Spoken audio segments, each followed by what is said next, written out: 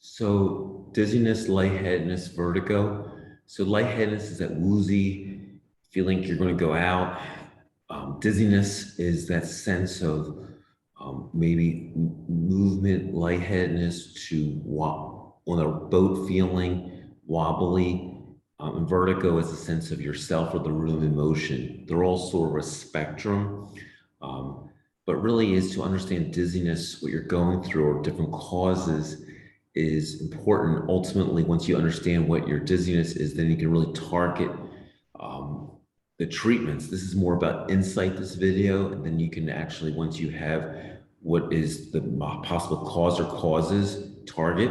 Many of you might have different factors causing it, and each of them needs to be treated individually, and they do overlap for many of you, and you will have to sort of target each one of them. The classic, typical wooziness, orthostatic lightheadedness is postural. So when you go from laying flat to standing, you will feel this sort of wooziness, lightheadedness, like you're going to go out. That's typical orthostatic, that you feel a sense of losing self, a dimming of oneself. And that symptom usually goes away when people lay down or sit down. It can be either immediate for some people or after prolonged activity. It's individual with ongoing treatment of your orthostatic condition that tends to get better over time with all the recommendations we do for typical orthostatic. There's also a form of dizziness or vertigo that people can have with related to we call cervical vertigo, because your neck actually tells you where you're going in space.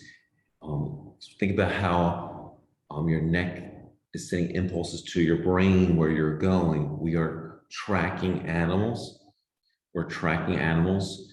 How do you move a horse or a dog? It's by the neck, and we are sending impulses. Birds, a lot of birds have to constantly move their neck around to get their eyes aligned to the world, but our neck is always sending impulses. So often orthostatic issues due to the coat hanger syndrome or neck tightness that develops due to adrenaline neck tightness response.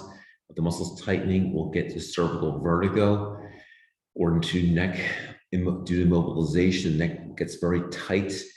We'll get cervical vertigo. That happens if you notice a lot of these issues that you feel like you have neck tightness, or you notice if you get dizziness with a lot of neck movements. Having physical therapy really targeted just for neck muscles or vestibular rehab will help this out greatly.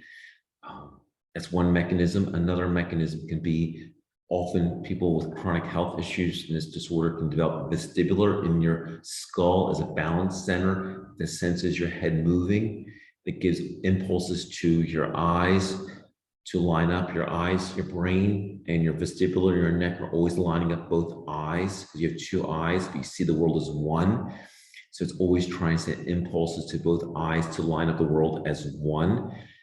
So in your skull is a vestibular system that sends impulse to line the world up in all different planes, a horizontal, a vertical, and a three-dimensional plane.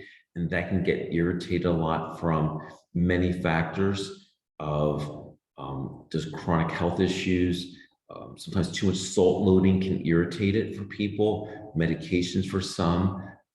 Also chronic inactivity can irritate it because lack of activity can just sort of make the system get lazy, for lack of better words. People will need sometimes specific physical therapy. And I say lazy is that because if it's not being used, it gets disused type of phenomena. And that's one mechanism. Another aspect of feeling dizzy or woozy or lightheaded is many people have their pupils don't squeeze as well. They have big pupils, or pupils are less reactive due to autonomic disorders. So they have a lot of problems with bright lights, focusing, computer work, and they'll notice that they will feel often more dizzy with bright lights. Sometimes they need special glasses, sunglasses for this, and often sometimes just trying to do work to habituate or keep trying to adapt to bright lights. It does help people, or blue lights can help in that mechanism. People have migraines and headaches often who have orthostatic disorders. That can also make people very dizzy, either the onset of a migraine or a headache, or as a headache or migraine evolves, that can increase migraine and like migraine with vertigo, headache with vertigo. So treating those disorders often help, will often reduce that frequency. So they are the big mechanisms of the most common cause of dizziness for people. Another one also is sometimes people can feel very off balance in their feet for various mechanisms. About a small percentage have neuropathy that can affect your balance. And also people with orthostatic disorders, due to feeling so poorly so long, lose confidence in their body, which creates a spiral of moving less, they're less challenging to walk. They're more cautious to walk. They might walk less because they feel they're not going to be able to trust their body. They may faint, which actually creates less confidence in walking. Less steps in a day, less walk in a day, which creates more muscle breakdown, and that can create a sense of off balance.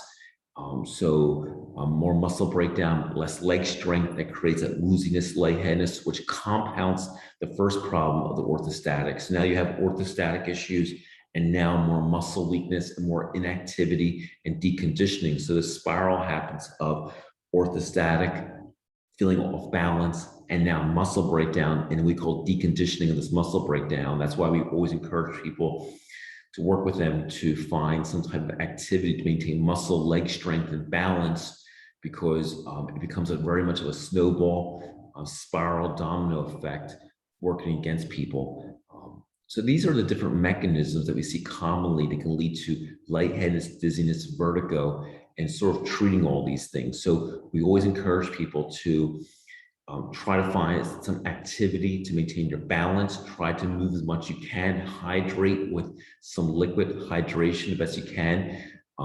Be mindful, too much salt loading irritates vestibular. Try to keep your neck as mobile as possible. If it is still an issue, working with physical therapy or vestibular rehab to keep it, to work with that system to make it better, to create less vertigo, and review medications if they're at all contributory, and again, ongoing work to treat the underlying orthostatic disorder. Thank you for listening, and we know it's a very hard condition, and trying to give you as much education support as possible. Thank you.